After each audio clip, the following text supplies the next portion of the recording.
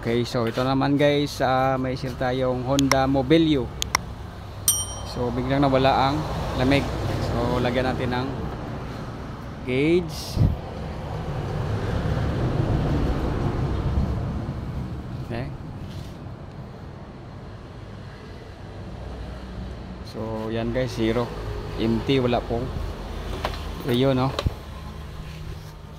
So sabi ng owner, nakabundol sila. Pero bago yon, matagal pa ang gamit nila, mga 3 buwan pa. So ngayon nawala ang lamig. So bago yan, no? Try muna natin kargahan ng pressure kasi may nakita akong dito guys, oh. Yung condenser natin, yupi na. Ito. Tapos yung radiator dumikit na po doon sa compressor. Yan, dumikit na po sa compressor yung fan. So mag-leak test muna tayo. Check natin doon yung 5.8 kasi tinamaan nitong fan. Okay, so ito na, may isang ulit. So ngayon may pressure na. Okay.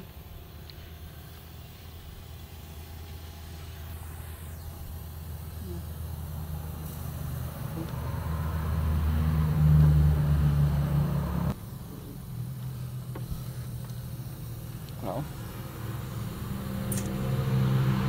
Mga kamera at mga then. So ayan guys, so kung makita nyo yung ating nagbabubble sa 5.8. So hindi masyadong makita kasi yung tama niya nasa ilalim. So kunin natin tong pan.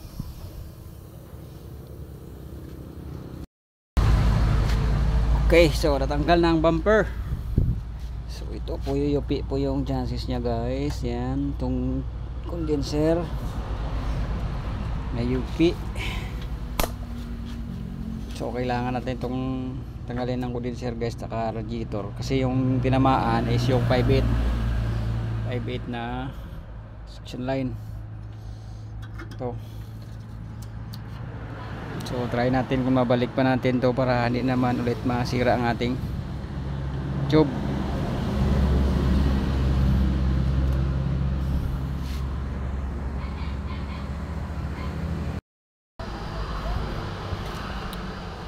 Okay, so yan na, tinanggal na ko namin yung condenser. So yan, oh, lumubo na ng impact. So ito yung leaks guys na tinamaan ng fan housing. Yan, so malaki na yung butas ito. So ito malapit na rin, pero i-build na natin yan. Tapos ito rin. So kasi sobrang dumikit po ng masyado yung chassis, tapos sumabay itong radiator at saka condenser natin gumanon doon. So yan ang nangyari.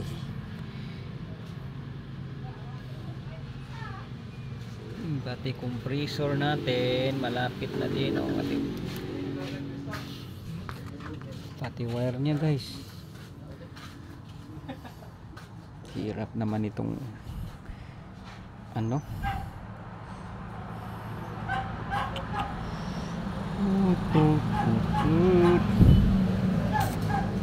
lakas ng impact.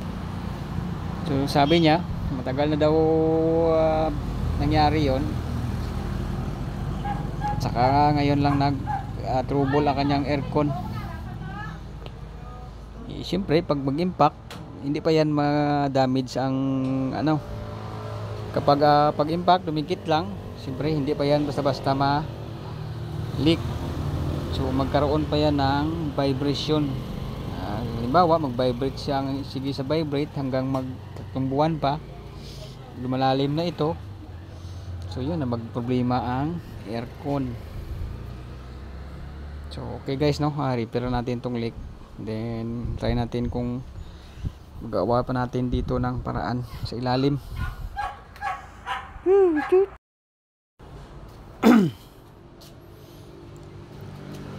So ito yung itsura ng ating ginagawa na Honda Mobilio guys, no.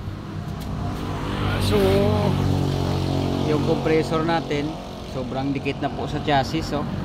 Tapos yung wire na di ko sure kung saan to na sa ilaw, kinain na po ng ano, foley.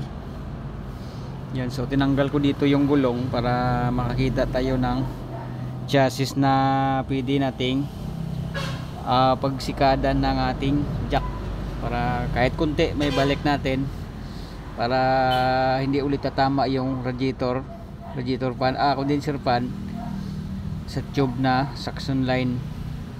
So try natin to ibalik ng kunti guys, kung kaya ba natin to, at least para daw hindi na masyadong maipit dito yung hose, kasi sobrang dikit, sobrang sikip po ng ano, kasi yun ba po yung butas na holder sa radiator guys. So yan, sobrang lapit. Tapos ito sa condenser to, sa condenser siya next ang holder ng radiator, sobrang lapit.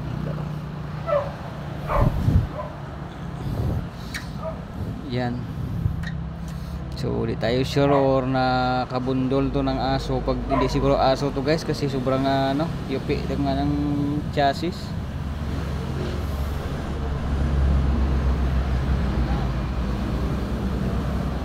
So okay, try natin to iisog.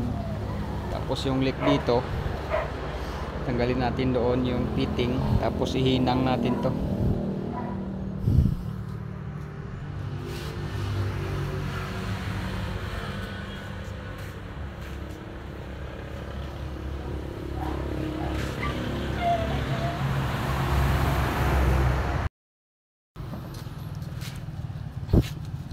Okay, so ito na guys, na ginamitan namin ng jack para mailag pa abante, no. Yan, so good na po. Kaya hindi man natin mabalik ng perfect, pero at least medyo mailag natin siya ng kunti palayo sa ating compressor. Yan, so medyo match na siya ng kunti doon sa walang nabundol sa dito. So kunti lang, kahit kunti na ibalik natin. So yan, may laki na po yung clearance compare doon sa hindi pa natin na repair yung or na jack tong ilalim. So hindi na po yan sasayad yung ating tubo na suction line, no. So yan,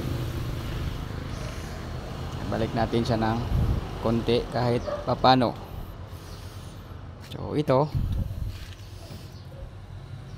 yan, so ibalik rin natin ng konti, no. So paluin natin to ng kahoy or rubber mallet ng dandahan lang, no, hindi siya masyado. Huwag na natin na ibalik na ipilit pa mag flame siya guys, at least kuhan lang siya ng konti. Okay,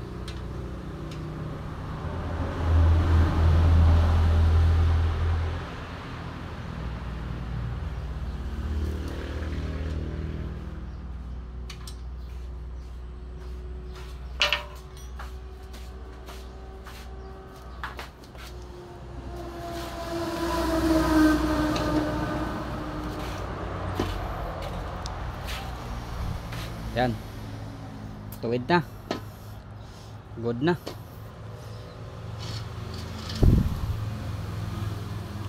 So good pa naman to guys, wala siyang leak, no? So no need tayo mag boy palit.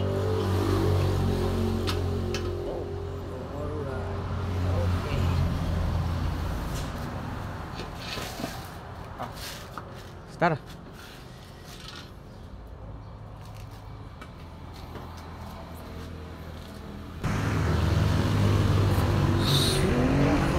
So yan, nabalik natin siya ng konti. Pero ang kanyang radiator medyo tabingi talaga guys, no? Misalign siya.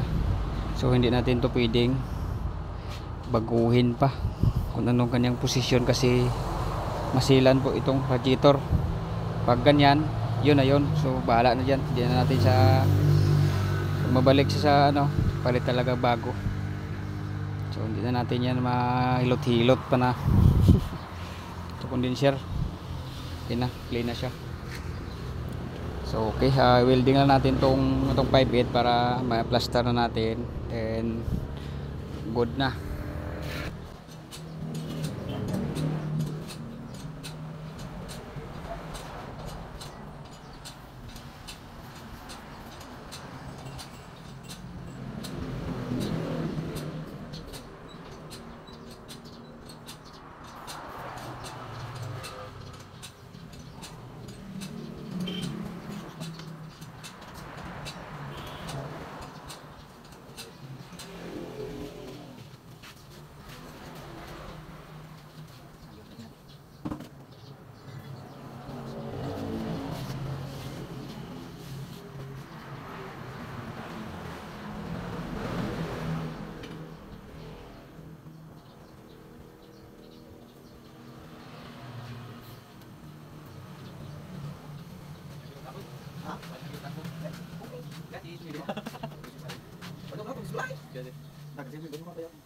Aku bilang, hah? Nggak tinggal anak segala. Ini sisi siapa tuh?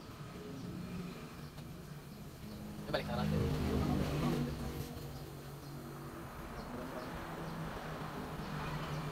Cari lagi sini.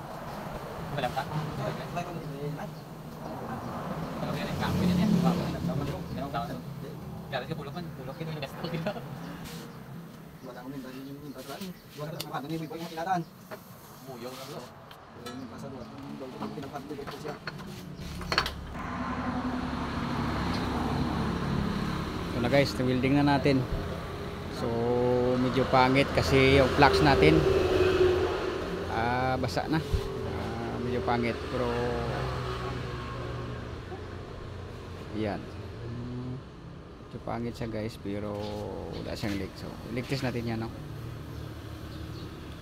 Okay, so kabit na natin.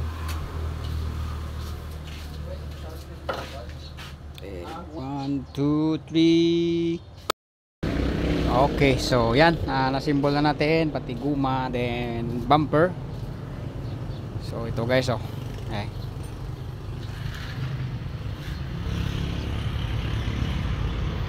So yan, malayo na po ang ating 5/8 sa housing ng auxiliary fan. Good na, no? At least na gawa natin ng paraan kahit kunti, nibalik natin yung plaster ng condenser at saka yung hose, hindi na siya masyadong madikit. Then yung chassis na madikit sa pulley, okay na rin. So ito, may free na tayo. Okay, start.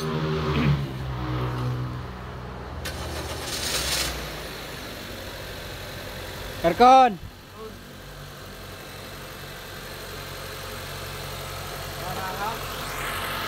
Mana? Okay, dibangi. So, dagdagan natin. Up, sana.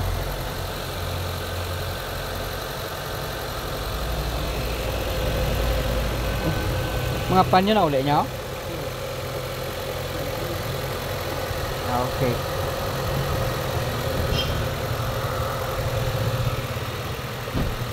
Okay, so pa natin na dalawa, working na. Yan. Working na din, no? Okay, so